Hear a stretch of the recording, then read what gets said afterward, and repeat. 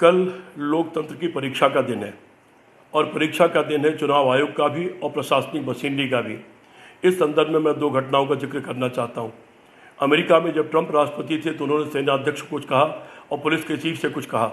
सेना अध्यक्ष ने जवाब दिया कि मैं अमेरिका के संविधान को जानता हूं, मैं नहीं जानता ट्रंप कौन है।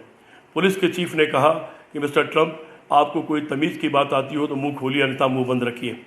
दूसरी घटना पाकिस्तान में घटी, जहां के चुनाव आयुक्त ने इस्तीफा दे दिया कि मेरा ज़मीर मुझे धिक्कार रहा है, मैंने जीते हुए लोगों को हरा दिया और हारे हुए लोगों को जिता दिया, मैं ऊपर जाके क्या जवाब दूंगा। और उन्होंने यहाँ तक कह दिया मुझे फांसी लटका दो, मैंने बहुत बड़ा गुनाह किया है।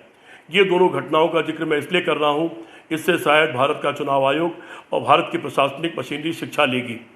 प्रशासनिक मशीनरी हो या चुनाव आयोग, ये सारे लोग संविधान की शपथ लेकर के नौकरी में आते हैं।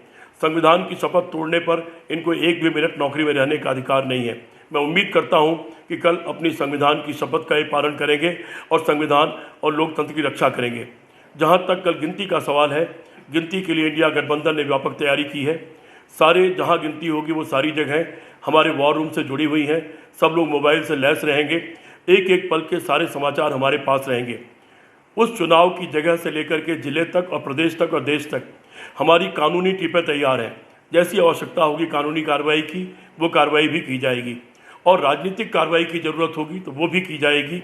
हमारी ये मांग है तमाम कार्यकर्ताओं से कि जहाँ तक कानून आपको इजाज़त देता हो वहाँ तक एकजुट रहिए, एक साथ रहिए, रामधुन गाइए, गांधी के रास्ते पर चलिए। गांधी का रास्ता ही सही रास्ता है और गांधी के रास्ते से ही विरोध भी करिए।